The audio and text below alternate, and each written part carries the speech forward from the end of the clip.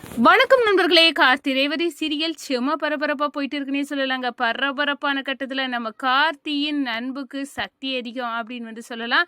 நம்ம ரேவதிக்கு கார்த்திக்கு ஞாபகம் போகலன்னு நம்ம எல்லாரும் எதிர்பார்த்துட்டு இருந்தாங்க. நம்ம சாமுண்டேஸ்வரியும் சந்திரகலாவும் எப்படியும் அந்த டிரைவர் பையோட நினைப்பு இருக்காது அப்படின்னு. ஆனா நம்ம ரேவதி கார்த்தி என கணவர் அப்படின்னு சொல்லி அந்த இடத்துல அதிர்ச்சி கொடுக்குறாங்க நம்ம சாமுண்டேஸ்வரிக்கு. ஒரு கட்டத்துல பார்த்தோம்னா கல்யாண போட்டோஸ் எல்லாம் தூக்கி எரிஞ்சவங்க தீயிட்டு எரிச்சாங்க நம்ம சாமுண்டேஸ்வரி. ஆனால் இங்கே இருந்த என் கல்யாண ஃபோட்டோ எங்கே அப்படின்னு பேரதிர்ச்சியை கொடுக்குறாங்கன்னு சொல்லலாம். இதை பார்த்ததே நம்ம கார்த்தி அப்படியே கெட்டி பிடிக்கிறாங்க. நான் கோயிலில் சாமி கிட்ட வேண்டினது பழிச்சிடுச்சு அப்படின்னு அந்த இடத்துல சந்தோஷப்படுறாங்க. இந்த சைடு நம்ம சந்திரா எல்லாமே கெட்டு குட்டிச்சோராக போயிடுச்சு. இந்த ரேவதிட்ட இருந்து இந்த கார்த்தியை ஈஸியாக பிரிச்சிடலாம் அப்படின்னு நானும் என் அக்காவும் கனவு கண்டோம். அது எல்லாமே போயிடுச்சே அப்படின்னு அந்த இடத்துல வருத்தப்படுறாங்க. அதை பற்றி தான் இந்த வீடியோக்குள்ளே பார்க்க போகிறோம். அதுக்கு முன்னாடி சேனலுக்கு லைக் அண்ட் சப்ஸ்கிரைப் பண்ணுங்க ஃப்ரெண்ட்ஸ். பக்கத்தில் இருக்க பெல் ஐக்கானையும் கிளிக் பண்ணுங்க. அப்போ தான் நான் போட்டுற ஒவ்வொரு வீடியோவும் நோட்டிஃபிகேஷனாக உங்களுக்கு கிடைக்கும்.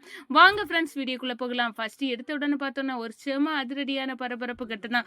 பரபரப்பான கட்டத்தில் நம்ம டாக்டர் கிட்ட சந்திரா பேசுகிறாங்க. இந்த பாருங்க டாக்டர், நீங்கள் எனக்கு ஒரு உதவி பண்ணணும். நான் டாக்டராக இருந்து இப்படி பண்ணுற தப்புகளை நான் பண்ண அலோவ் பண்ண மாட்டேன், நான் சொல்ல மாட்டேன்னு சொல்கிறாங்க.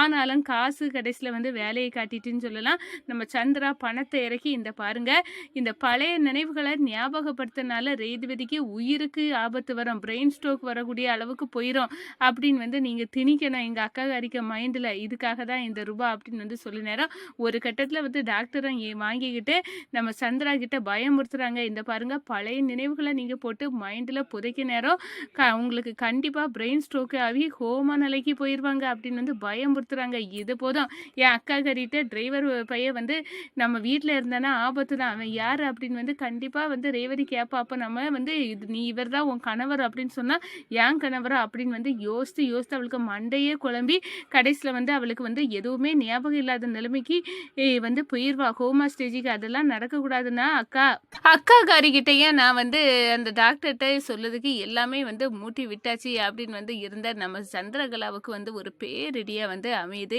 ஏன்னா நம்ம ரேவதி கேட்க ஆரம்பிச்சிட்டாங்க, என் கணவர் கார்த்தி எங்க, அவரை நான் பார்க்கணும் அப்படின்னு அந்த இடத்துல சொல்லுறாங்க. ஒரு கட்டத்தில் பார்த்தோன்னா இப்போ நம்ம என்ன பண்ண அப்படின்னு அந்த இடத்துல சந்திரா கையை பசஞ்சிட்டு நிற்க நேரம் நம்ம ரோஹிணி, இப்போவே நான் கூப்பிட்டுட்டு வரேன், அவர் நீ இப்படி கேட்டதை பார்த்தாலே ரொம்பவே சந்தோஷப்படுவார்.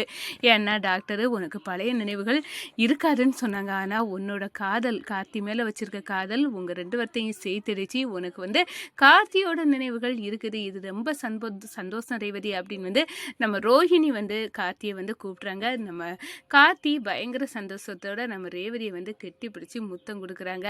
என்னோட காதல் உண்மையானது, அதை நீ புரிஞ்சுக்கிட்ட, இப்போ இந்த ஞாபகத்துலேயும் என்னை நீ தேடிட்ட ரேவதி, எனக்கு அது போதும் அப்படின்னு அந்த இடத்துல சந்தோஷமாக இருக்காங்க. இதை பார்த்தோன்னா சந்திரகலா, ஐயையோ நம்ம என்னென்னமோ பண்ணணும் பிளானு எல்லாமே சொதப்பிடிச்சு, மொத்தத்தில் இவங்க ரெண்டு பேர்த்தையும் யாராலையும் பிரிக்கப்படாத முடியாதது போல தான் இருக்க அப்படின்னு அந்த இடத்துல நினைக்கிறாங்க. ஒரு கட்டத்தில் பார்த்தோன்னா நம்ம சாமுண்டேஸ்வரிக்கும் தெரிய வருது, நம்ம ரேவதிக்கு அவரோட கணவரை ஞாபகம் தெரிஞ்சிடுச்சு, அப்படி எதை மறந்தாலும் அவள் அதை மறக்கலை அப்படின்னு அந்த இடத்துல தெரியுது.